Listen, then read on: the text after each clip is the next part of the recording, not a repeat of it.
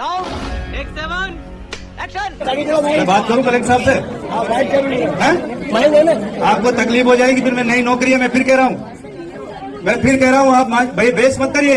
आप किससे भी बहस कर रहे हैं? आपको पता है आपसे जब अतिक्रमण किया गया था, जब आपसे पूछा गया था क्या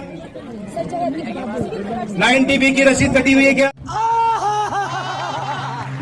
देखा दोस्तों बीजेपी विधायक का भौकाल। ऐसा हो गया है देश में अधिकारियों का हाल। एक तो वैसे ही नौकरी नहीं मिल रही है, दूसरी एक तरफ इन नेताओं की किचकिच। इसीलिए तो कहता हूँ पढ़ोगे लिखोगे तो बनोगे गंवार, खेलोगे कूदोगे तो बनोगे नवाब। हर जगह टाइट रहेगा भौकाल। आज आप खुद ही देख लो, PCS बनाम विधायक।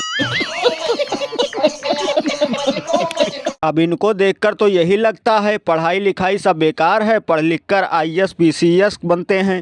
इससे बढ़िया गली मोहल्ले का चुनाव लड़ो, 25-30 साल के होते ही MLA का टिकट लेकर चुनाव लड़ो और हर जगह रुआब झाड़ो। और दोस्तों ये सत्ता का अहंकार है, वरना ये विधायक की क्या बिसात जो SDM का कुछ उखाड़ पाए। ये बड़ी अच्छी बात कही आप।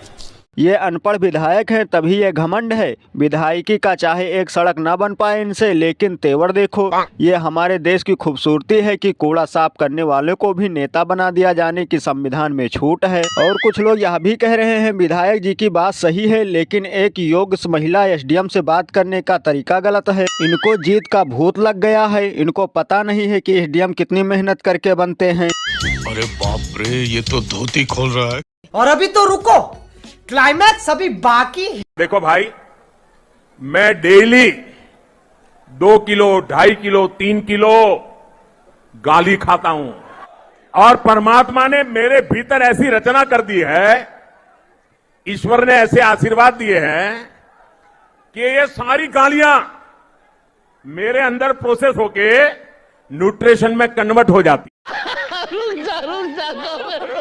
सुना दोस्तों, हमारे साहब जी इतने समझदार हैं कि हर चीज के साथ साथ गालियों का भी रखते हिसाब हैं। और दोस्तों समझ में नहीं आता कि साहब जी जो इतनी गालियां खाते हैं वो चबा चबा के खाते हैं या चूस चूस के खाते हैं। शायद इसीलिए साहब जी सब कुछ कर रहे हैं डिजिटल, कि यह सब भी खाना पड़े डिजिटल। लगता है जो संसद में सांसद ने मुल्ले कटुए तमाम गालियां दिया, हो सकता है साहब ने अपने झोले में हो सब इकट्ठा कर लिया। और भगवान ने इनके अंदर ऐसा सिस्टम बनाया है कि जो भी आप भला बुरा कहोगे वो लुटेशन में कन्वर्ट हो जाती है। दोस्तों ये वैसे ही कन्वर्ट होती है जैसे ABM में वोट कन्वर्ट होती है। यही है साहब जी का मास्टर स्ट्रोक, जो नहीं है साहब जी पर कोई रोक। इस सब क्या देखना पड़ रहा है? अच्छा है मैं अंधा हूँ। यही सब बताकर साहब जी जनता को अपनी तरफ कर लेते हैं। बाद में सरकार बनने के बाद विदेशों में घूमना, लाखों का सूट पहनते हैं। और अगर यह सब नहीं बताएंगे तो कैसे चलेगा इनका धंधा? नहीं तो बेचना पड़ेगा चाय के साथ साथ आमलेट अंडा।